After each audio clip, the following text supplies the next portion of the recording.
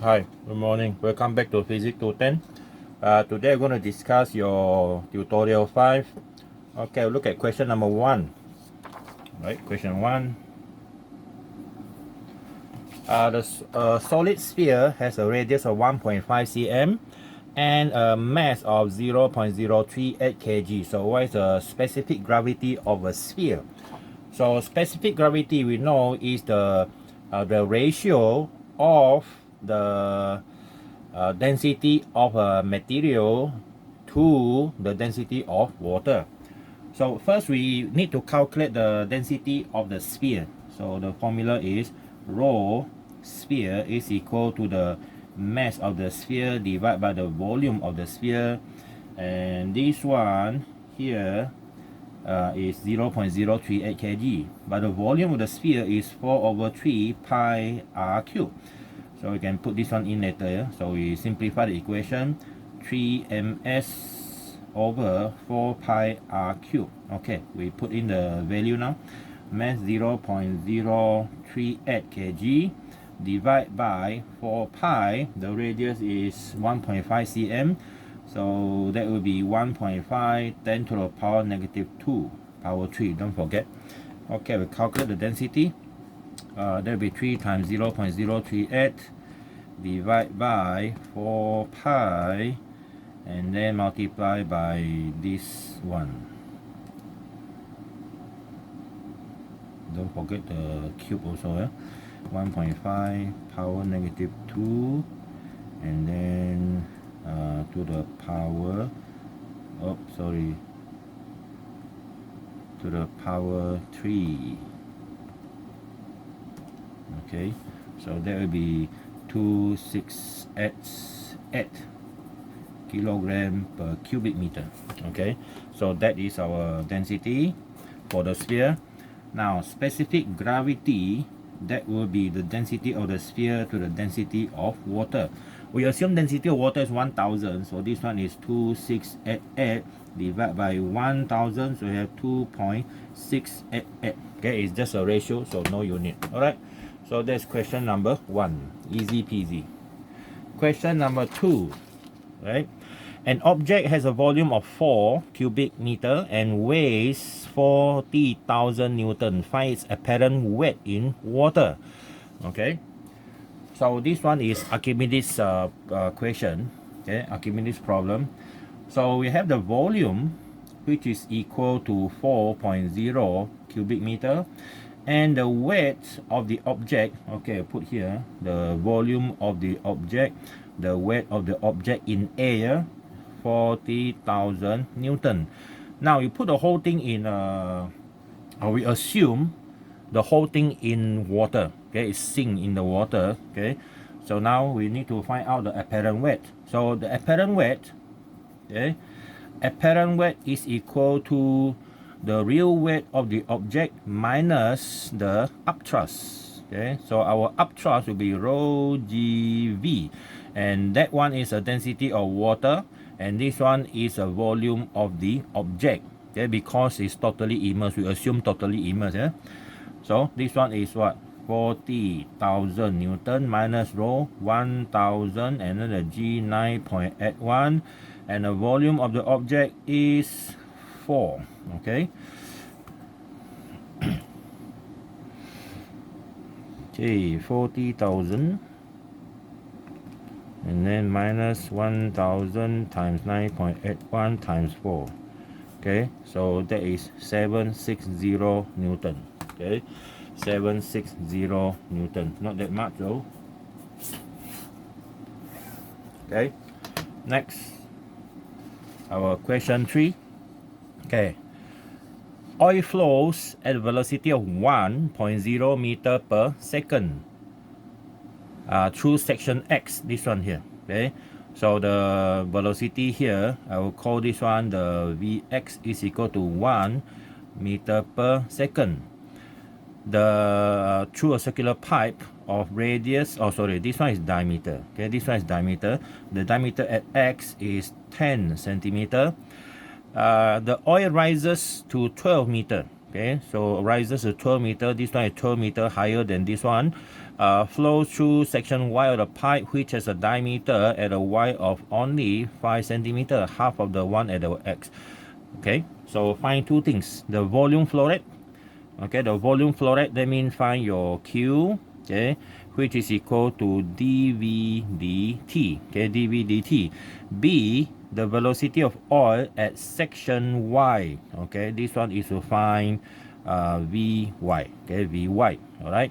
We assume that the density of oil is at 50 and it is compressible. You cannot compress the oil that much. Okay. All right. So that is our question number 3. Now, first one, calculate the volume flow rate. So our volume flow rate, which is Q at X, okay, it says section X, right? So that is equal to AX VX, right? That's the one. Okay, this is volume flow rate formula. Remember the continuity equation? That's the one. This one is supposed to be the same at Y also, if you assume that the liquid cannot be compressed. All right. So now we have cross-sectional area pi r square and then multiply by x. Alright, this is pi. So we calculate everything in SI unit. Now the radius is 10 cm, so 0.10 square and multiply by the velocity of 1. Okay, so that is our answer. 0.1 square and then multiply by pi. Okay, so that is 0.0314 cubic meter per second. That is our volume flow rate, okay, at XB. The velocity of oil at section Y, okay, at section Y, and of course density does not change. Now what is the formula that we have?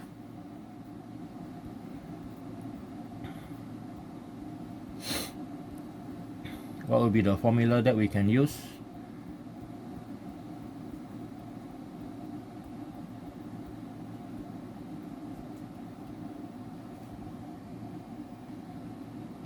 Okay, so since oil is incompressible, okay, so the density stay the same, yeah? So your Qy must equal to your Qx, and your Qy is equal to Ay Vy, and is equal to Qx, which is 0.0314. Okay, so we need to calculate the Vy, which is equal to Qx over Ay, and that one is 0.0314, okay, cubic meter per second, and this one is an area which is pi r at y is 5 cm, 0.05 square. Okay, so we have this divide by pi divide by 0.05 square. Okay, we got 4. Okay, that is a 4 because it's already smaller, right? So 4.0 meter per second, right? I wonder why they give us a 12 meter. Alright, next, number 4. Question 4 is, how high is the level of mercury barometer on a day when atmospheric pressure is 98.6 kilopascal? The atmospheric pressure is 98.6 kilopar, okay, kilopascal. So you know that the formula to calculate atmospheric pressure, we can also use centimeter mercury, right? So we have this formula also, rho GH, but this one has to use mercury. So we can equal these two. GH, this is the height of mercury, and is equal to 98.6 10 to the power Pascal. So you need to calculate this one only. So our H is equal to 98.6 power 3 divided by density is given 13.6 10 to the power 3, and then multiply by 9.81. Okay, so we can cancel these two. Now it's 98.6 divided by 13.6 divided by 9.81. So that one is 0.739 meter or 73.9 centimeter. okay, 73.9 centimeter. There is a height of mercury column that can be pushed up by the atmospheric pressure on that day. Okay, next, number 5. Okay, a water hose 2 centimeter in diameter is used to fill a 20-liter bucket. Right, there's a volume, 20-liter bucket. If it takes 1 minute, okay, the time is 1 minute, which is 60 seconds. Okay, 60 seconds to fill the bucket. What is the speed at which the water leaves the hose? Okay, first we need to calculate the Q, which is equal to V over T. In this case is 20 liter over 60 seconds.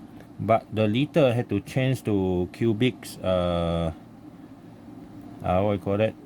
Cubic meter later. So we have this 20 liter. 20 liter is 10 to the power minus 3 cubic meter. Okay, and then divide by 60 seconds. Okay, let's see what do we have here. 20 power negative 3. Okay, and then divide by 60 seconds. So we got this 3.33 10 to the power negative 4 cubic meter per second. That is our Q. Okay, sorry, that is our Q value. Then we need to find out the speed at which the water leaves the hose. Okay, we know that water is compressible. Okay, water is incompressible. So the Q at the hose, okay, the Q at the hose, which is AB, must equal to the Q. This is what you need to find. This one is the pi r square. So our B is equal to Q, 3.33 10 to the power negative 4 divided by this pi, and this one is radius is 2 cm, 0.02 square. Okay, see what do we get here? 3.33 power negative 4 divided by pi divided by 0.02 square. Okay, we got 0.265 meter per second. Okay, meter per second. Alright. Okay, that is question number 5, our page 1 here. Our next page, question number 6 now. Page 2. Question 6. Okay, a solid cube 0.75 cm on each side. It floats in oil of density 800 with 1/3 of the block out of the oil. 1/3. So that means it's 2/3 in the water. What's the buoyant force on the cube? Okay, so first we need to find the volume of the cube, which is 0.75 cube. Okay, so that one will be 0.75 power 3. You have this 0.4219 cubic centimeter. Now the volume immersed, okay, in the liquid is 2/3 of the cube volume. So this one multiplied by 2/3 times 2 divided by 3. So I have 0.2813 cubic centimeter. Okay, so now we need to calculate the buoyant force, which is equal to rho GV. This one is the immersed volume of the cube.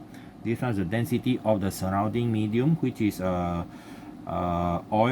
800 times 9.81 times 0.2813. Okay, so times 9.81 times 800. Alright, so it is 2210 Newton. That is the buoyant force experienced by the cube when it is immersed, when it is floating. Okay, so since it floats, that means this one is also the weight of the cube. Okay, because it floats, the buoyant force is enough to support the weight, so it floats. Alright, next question number 7.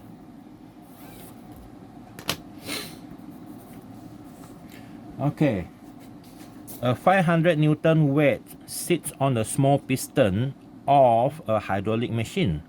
The area of the small piston is 2 centimeters square. If the large piston has an area of 40 square centimeter, how much weight can the large piston support? This is a hydraulic system.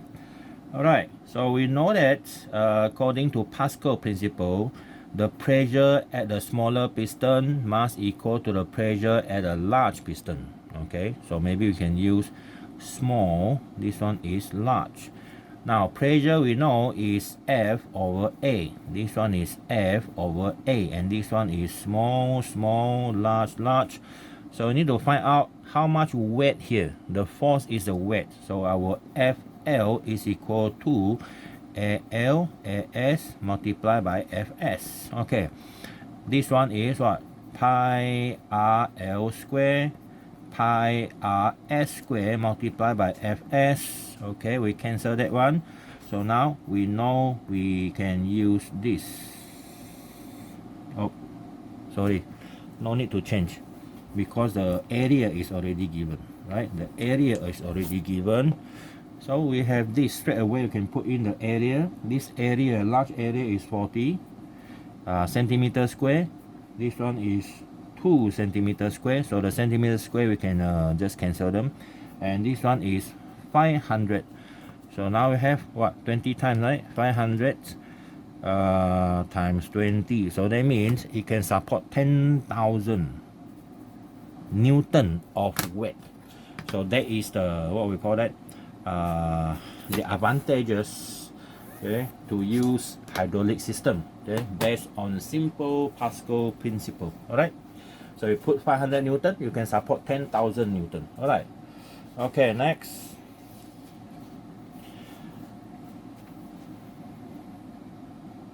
Number 8.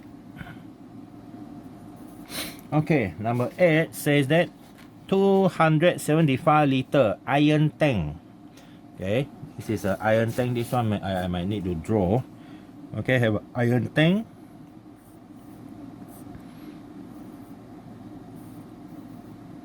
Okay, inside here, this one is 275 liter. This is iron. Okay, this is iron, and it's make a tank. And of course, there's a opening whatsoever. So this is iron. Okay. And this one is the iron is not 275, the whole thing, the volume is 275, right? When dropped into water, the tank float. Okay, it float. That means the weight of the gasoline, the weight of the gasoline, and the weight of the iron, okay, is supported by the water. It floats. All right. So the volume of water displaced equal to the total volume of iron and gasoline. So it floats. So that means you are given this. The one given is the volume displaced. Okay, that means the volume immersed. Okay? The volume immersed is equal to the volume of the gasoline plus the volume of the iron.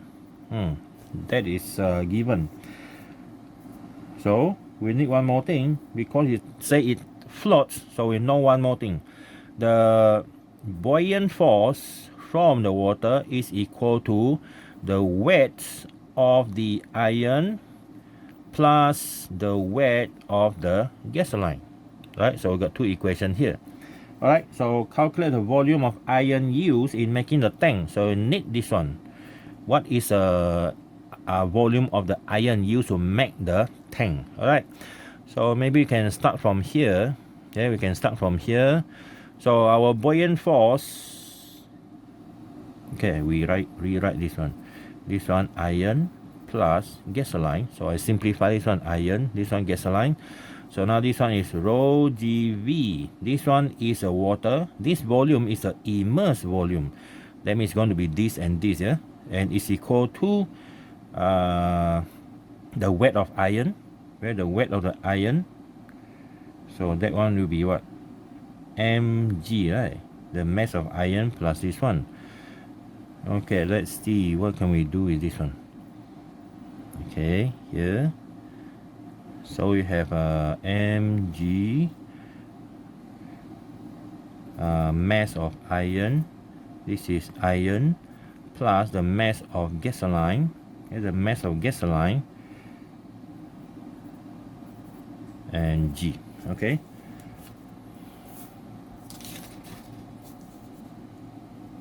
Okay. Now immerse, and this one is equal to what? Density.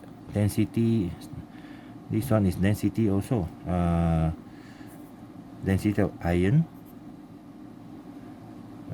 volume of iron, G, and this one is density of gasoline, volume of gasoline, and G. Okay, we can cancel the G, right? So we need iron, this one. So we can let's see what do we have here. So we can cancel the G. So now we have rho W V immerse is equal to rho I VI plus rho G VG. Now this one is equal to that. We might put that one in, right? Okay, so we have rho water, and this one is what? V gasoline plus V iron, and is equal to rho this plus rho G VG. Now we take this one out and we combine with the iron one, so we can maybe put it over here. Okay, so we have rho water minus rho iron. Okay, rho water minus rho iron, because we already put this one put over here, so that is iron, and this one put over the other side. So now you have rho G minus rho water and volume of gasoline. Okay, so now we can calculate this already, right? Okay, volume of iron is equal to rho G minus rho W, and this one is rho W minus rho I, and then multiply by the volume of the gasoline, 275. Okay, so our answer can be in liter as well, no problem. Okay, now put in this value. Gasoline density is given 680, water is 1000, and then 1000 minus iron 7800 multiplied by 275. Okay, 680 minus 1000, alright, and then divide by 1000 minus 7800. Okay, we got positive now, multiply by 275. Okay, 12.9 liter. Alright, 12.9 liter. So far this one is a most difficult one. Okay, that's it. This is our tutorial number 5. Wait for my video for tutorial number 6 here. Bye.